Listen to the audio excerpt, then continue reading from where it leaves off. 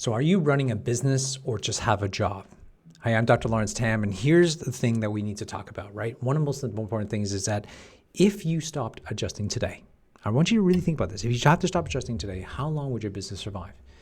And the unfortunate part is most chiropractors are stuck in a way because they realize if you actually sat down and actually answer that question, is that they built a job, not a business. And that's a challenging thing to swallow. But that's the reality for most practitioners.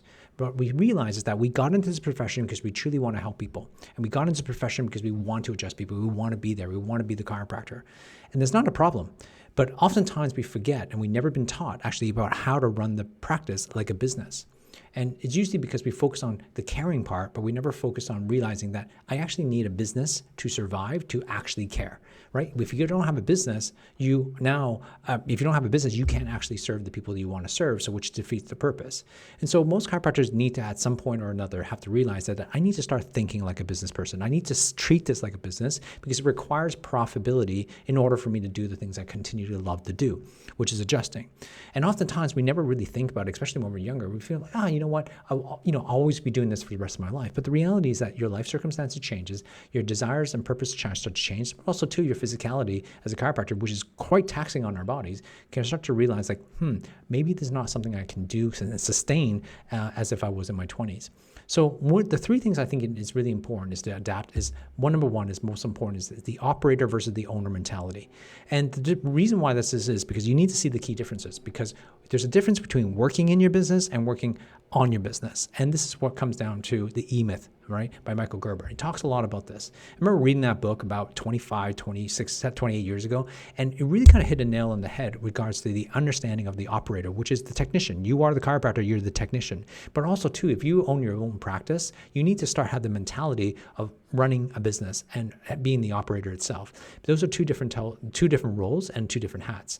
If you're an associate, you might be thinking, well, I'm not an operator. I'm just the operator. I'm not the owner. Well, I think that's really false thinking because you are a business within a business and you need to adapt that mentality as well. So the second thing I think is what we call the time bottleneck. The reason why is because your practice is only as successful as the hours you put in.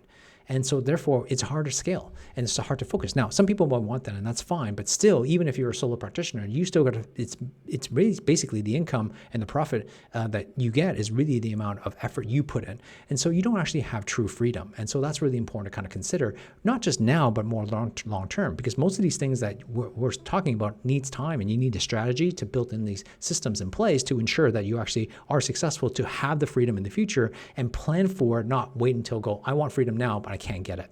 The third thing, I think, it's about systems and team. The reason why systems and teams are important when you're developing this to kind of scale, because you can't scale without systems. You can't, and we all know this, right? But it's about which systems do you need to help you scale to the maximum beneficent for efficiency, but also from profitability point of view. And you also need a team. How to hire a team, how to find the team, how to train a team to actually get you out of the day-to-day operations. It's very difficult, and I've coached so many chiropractors over the years, really helping them understanding the business concept of moving from an operator to an owner mentality, but more importantly, helping them to really get them out of the day-to-day operations. Now, again, I'm not saying when you actually scale and build systems and teams to help you delegate to actually move yourself from day-to-day operation doesn't mean they're not involved in day-to-day operation. It doesn't mean they're no longer a chiropractor.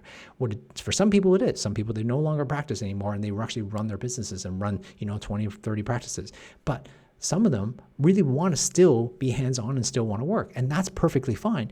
But if you don't actually think about delegating and creating systems and teams to help you get out of day-to-day operations, you're never going to build a business. And what those people who have done all this and actually still in practice, they enjoy it more because what they can do is fully focus on being a technician, the operator when they needs to be, and have minimum amount of time spent on the day-to-day operations because they have built a team and systems around it to help them become successful.